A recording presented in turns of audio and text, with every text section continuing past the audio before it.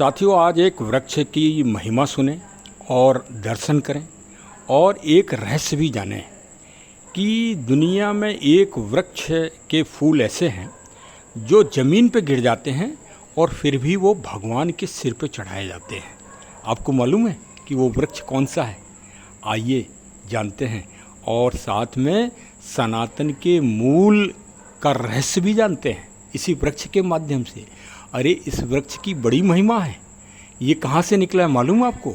ये समुद्र मंथन के गर्भ से निकला है। ये लक्ष्मी जी का सहोदर भाई है। अरे भाई, इसके लिए सम्मान दीजिए हम लोग और अपने घर में इसको सम्मान के साथ अवश्य लगाइए। आइए सुनते हैं ज़रा। साथियों नमस्कार, मैं राम प्रताप सिंह कुशवाहा। आप देख रहे हैं हमारे चैनल ज्ञान एंड नॉलेज का विशेष प्रोग्राम मंथन और सुंदर उपवन। आज सामने देखिए, सुंदर उपवन के लिए सामने ही पारिजात हरश्रृंगार का पौधा है। अब देखिए इसकी सुंदरता और मनमोहक। हम आपको फ्लावर भी दिखा रहे हैं। यद्यपि ये सुबह 4 बजे से ये फ्लावर फूल अपने आप गिरने लगते हैं। इसका ये नमूना देखिए आप। पूरी ये ज़मीन सुंदरता से भर जाती है। अलंकरण है ये ज़मीन का, भूमि का अलंकरण। ये आप देखिए, ये प्राकृतिक रूप से हो रहा है। अच्छा, लोग अब नवरात्रि का दूसरा दिन चल रहा है। लोग प्रश्न करते हैं कि सनातन क्या है। हाँ, बहुत सारे आचार्य कथाकार इसके बारे में चर्चा करते हैं और सनातन की महिमा बताते हैं। मैं अपनी एक मूल भाषा में आपको सनातन की भाषा बता रहा हूँ। सामने देखिए प्रकृति का पौधा है, हरिजात पारिजात, मतलब हरश्रृंगार। नाम ही है श्रृंगार। यही है भाइयों सनातन। इसी को सनातन कहते हैं, जो कभी समाप्त ना हो। यदि ये पेड़ पौधे जो शिव स्वरूप हैं, यदि ये समाप्त हो जाएंगे तो आप तो 5 तत्वों के पुतले हो। क्षिति जल पावक गगन समीरा, इन 5 तत्वों से और छठवीं आत्मा, इन 6 तत्वों से मिलकर ये शरीर का पुतला बना है। यही सनातन है। आप इसे मानोगे कि नहीं मानोगे? किसी भी धर्म के, किसी भी प्रजाति के, किसी भी संप्रदाय को, उनको ये तो सत्य मानना ही पड़ेगा। अच्छा, और एक दुनिया में एक चीज़ ऐसी है जो सत्य होता है कि सत्य कभी समाप्त नहीं होता। सत्य हमेशा शाश्वत होता है। तो भाई 2 चीज़ें हैं। अब ज़्यादा बड़ा प्रसंग तो अब करना फिर तो आचार हो जाएंगे हम। तो आचार नहीं, हम तो रिटायर्ड पुलिस वाले हैं, शोध करते रहते हैं इन सब चीज़ों पे। और यही फिर आप लोगों को भी डाल देते हैं और आप लोग प्रशंसापूर्वक इनको देखते हैं और उत्साहित होते हैं। वास्तव में अगर सनातन की कोई दूसरी परिभाषा हो आप लोगों की नज़र में तो हमें बताना। आध्यात्मिक हम तो जो बता रहे हैं वो प्रकृति और मतलब जो यूनिवर्सल है उस पर चर्चा करते हैं कि देखिए ये फूल खिल रहे हैं। इनको कोई अपने आप, मतलब कोई आर्टिफिशियल तो है नहीं ये, या कोई इनसे कह रहा है कि नहीं आप खिलिए। ये तो एक यूनिवर्सल है, खिल के और फिर जो है ये देखिए ये। अच्छा, अब जो मूल विषय है वो आपको बता दें कि नवरात्रि का दूसरा दिन है, पावन दिवस है और प्रत्येक व्यक्ति चाहता है कि हमारे घर में सकारात्मकता हो, पॉजिटिविटी हो, खुशहाली हो। तो खुशहाली के लिए एक वृक्ष लगाइए। अब वृक्ष में कौन सा वृक्ष लगाइए, प्रश्न ये आता है। तो भाई एक तो भाई तुलसी जी के लिए हम रिकमेंड करते हैं, घर में ज़रूर लगाइए क्योंकि औषधि दृष्टि से। दूसरा अगर कोई पौधा हम करते हैं तो हरश्रृंगार, यही पारिजात, इसलिए कि सुंदर सुगंध लीजिए। सनातन सुगंध है ये देखिए, सनातन सुगंध है ये देखिए। देखिए ज़रा आप, कितनी सुंदर हथेली हो गई है फूलों से। तो ये सुंदर सुगंध है और ये कभी समाप्त न होने वाली सुगंध है।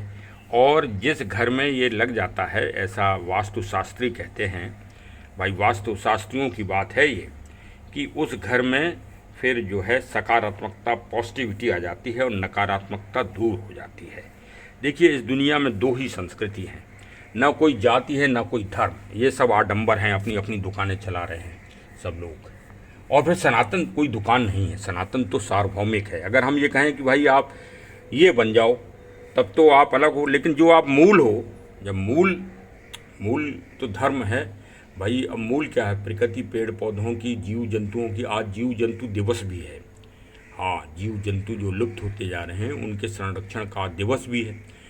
तो अब अगर जीव जंतु ही खत्म हो जाएंगे तो पेड़ पौधे खत्म हो जाएंगे, पेड़ पौधे खत्म हो जाएंगे तो मानव खत्म हो जाएगा, मानव के बच्चे खत्म हो जाएंगे। बस यही सनातन है, इसी को धर्म कहते हैं। सनातन को जिंदा रखना ही सबसे बड़ा धर्म है। अब सनातन में सत्य भी आ जाता है, सनातन में जीव जंतुओं की रक्षा भी आ जाती है, पेड़ पौधों की भी रक्षा आ जाती है। यही सनातन है और यही आपको गर्व करना चाहिए कि आप सनातन धर्मावलंबी हैं। भाई इससे बड़ी और क्या हो सकती है? सनातन आदि। तो अगर कोई अब परिवर्तन करेगा तो वो इससे हट के करेगा, लेकिन फिर मूल में उसको आना तो इसी में पड़ेगा। तो ये है भाई हमारी दृष्टिकोण से सनातन की बृहद परिभाषा, सत्य जो कभी समाप्त ना हो, समाप्त कभी नहीं होगे। वो प्रकृति, नेचर, पेड़ पौधे जिस दिन समाप्त हो जाएंगे उस दिन प्राणवायु ऑक्सीजन समाप्त हो जाएगी, और जब प्राणवायु ऑक्सीजन समाप्त हो जाएगी तो फिर आदमी भी समाप्त हो जाएगा। तो चलिए भाई, आज इतना ही बहुत है, और साथ में स्वस्थ रहने के लिए योग करते रहिए।